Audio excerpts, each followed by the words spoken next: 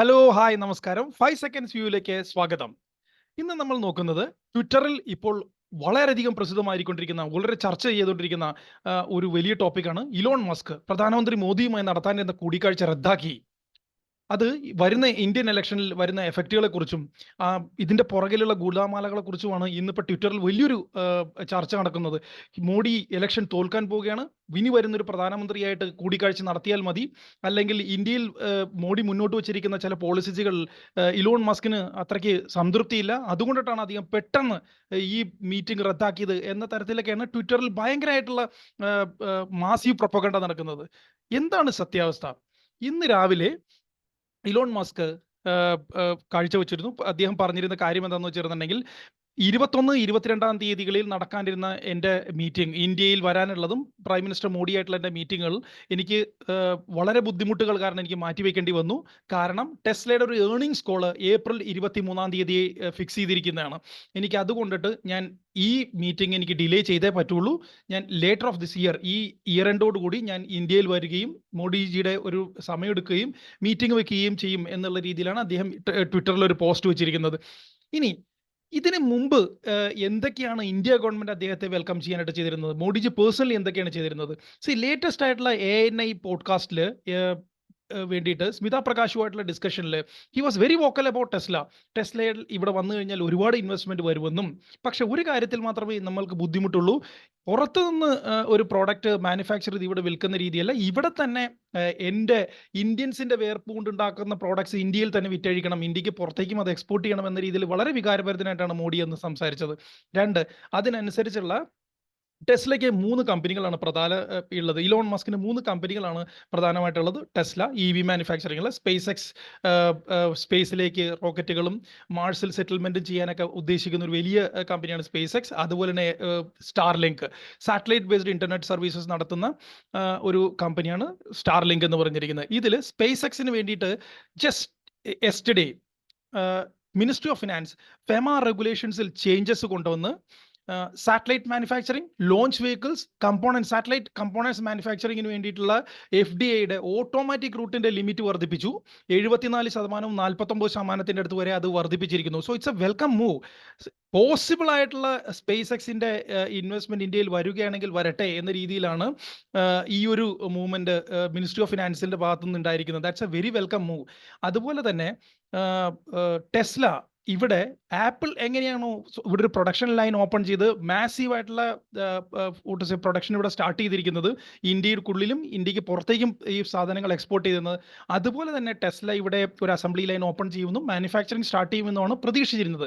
ഒരൊറ്റ കാര്യത്തിൽ മാത്രമാണ് ഇപ്പോഴും ക്ലാരിറ്റി ഇല്ലാണ്ട് ഇരിക്കുന്നത്, അത് സ്റ്റാർലിങ്ക് ആണ്.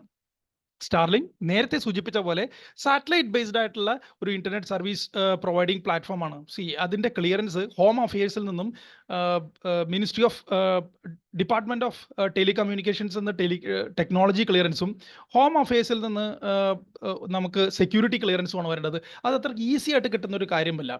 പക്ഷേ ഈ രണ്ട്, ടെസ്ലയും സ്പേസ് എക്സിനും ഒരു വാം വെൽക്കമാണ്, റെഡ് കാപ്പർ വെൽക്കമാണ് ഇന്ത്യൻ ഗവൺമെന്റ് പ്രതീക്ഷിച്ചിരുന്നത്. സോ ഇങ്ങനെയൊക്കെ ഇരുന്നിരുന്ന ഒരു ഇന്ത്യ ഗവൺമെന്റ് വളരെ പ്രതീക്ഷയോടെ ട്വിറ്ററിൽ, എക്സിൽ ഇന്ത്യയെക്കുറിച്ച് വളരെ ബോസ്റ്റായിട്ട് സംസാരിക്കുന്ന ഇലോൺ മസ്കും എന്തുകൊണ്ടാണ് പെട്ടെന്ന് ഈ മീറ്റിംഗ് ഒഴിവാക്കേണ്ടി വന്നത്?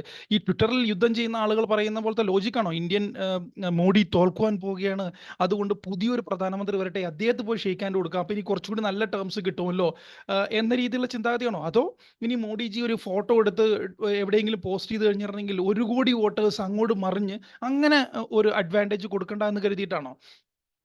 രണ്ടാമത് പറഞ്ഞ പോയിന്റ് എനിക്ക് തോന്നുന്നില്ല ഏതെങ്കിലും ബുദ്ധിയില്ലാത്തവൻ പോലും വിശ്വസിക്കുന്നത്. കാരണം ഇലോൺ മസ്ക് ഇവിടെ വന്ന് മോഡിജിയുടെ ഒരു ഫോട്ടോ ഇട്ട് കഴിഞ്ഞിരുന്നുണ്ടെങ്കിൽ ഇവിടുത്തെ ഇലക്ട്രേറ്റിന് എന്തെങ്കിലും അതിന് സ്വാധീനിക്കാൻ കഴിയുമെന്ന് ഇവിടെ ഒരു മനുഷ്യൻ പോലും ചിന്തിക്കില്ല. അതുപോട്ടെ, പക്ഷെ ഇതിന്റെ യഥാർത്ഥമായ കാര്യം എന്താണെന്നുള്ള കാര്യം നമുക്ക് ചിന്തിക്കാം.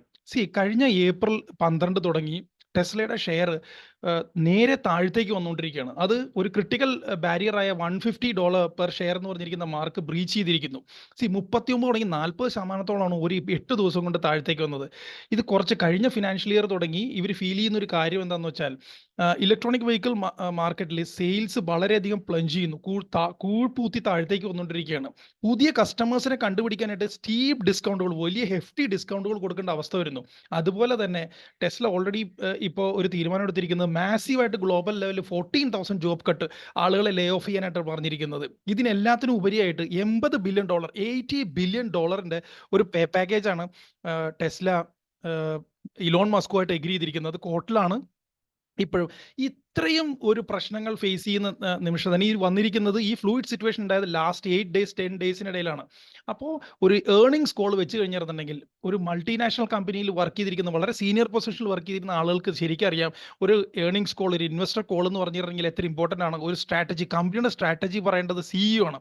അദ്ദേഹത്തിൻ്റെ അഭാവം ഒരു ഇൻവെസ്റ്ററും അംഗീകരിക്കില്ല. സോ ഇദ്ദേഹത്തിന് ഈ കോള് അറ്റൻഡ് ചെയ്യാതിരിക്കാൻ സാധിക്കില്ല. അതുകൊണ്ടിട്ടാണ് വളരെ ദുഃഖത്തോടുകൂടി ഇന്ത്യയിലേക്ക് വരാൻ പറ്റില്ല, ഞാൻ ഈ ഇയർ എൻഡോടുകൂടി വരാം എന്നുള്ള രീതിയിൽ പറഞ്ഞിരിക്കുന്നത്.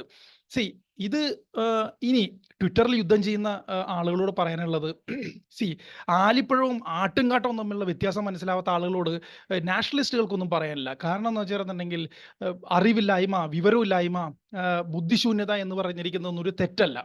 അതൊരു അവസ്ഥയാണ്, ഒരു ദുരവസ്ഥയാണ്, ഒരു ദുരന്ത അവസ്ഥയാണ്. Thank you so much. This is 5 seconds view.